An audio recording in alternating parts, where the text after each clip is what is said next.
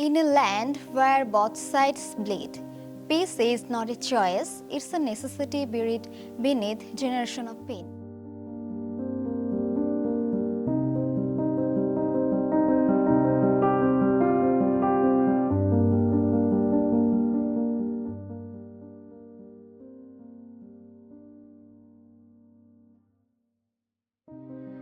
একটি ভূমি হাজার বছরের ইতিহাস আর ধর্ম, সংস্কৃতি এবং সংঘর্ষের গল্পের একটি দেশ।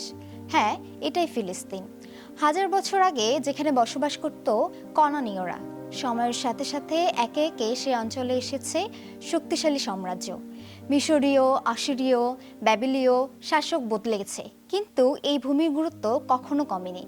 এই মাটিতেই গড়ে ওঠে ইহুদি রাজের রাজ্য। এখানেই জন্ম নেয় যীশুখ্রিস্ট এবং এখানে অবস্থিত মুসলমানদের পবিত্র আল আকসা মসজিদ। তিনটি ধর্ম, এক ভূমি, আর সেখান থেকেই শুরু হয়েছে জটিলতার বীজ। তারপর আসে রোমান শাসন, ইসলামী খিলাফত, ক্রুসেড যুদ্ধ। ইতিহাসের ধারায় ফিলিস্তিন বারবার পরিবর্তিত হয়েছে। অবশেষে প্রায় 400 বছর পর উসমানীয়রা সাম্রাজ্যের অধীনে অপেক্ষাকৃত স্থিতিশীল সময় পার করেছে এই অঞ্চল।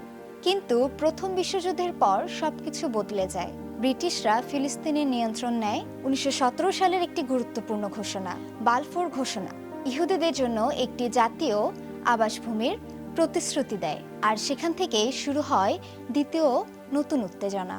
1948 সাল, ইতিহাসের এক মোড়, ইসরায়েলের রাষ্ট্র প্রতিষ্ঠিত হয়।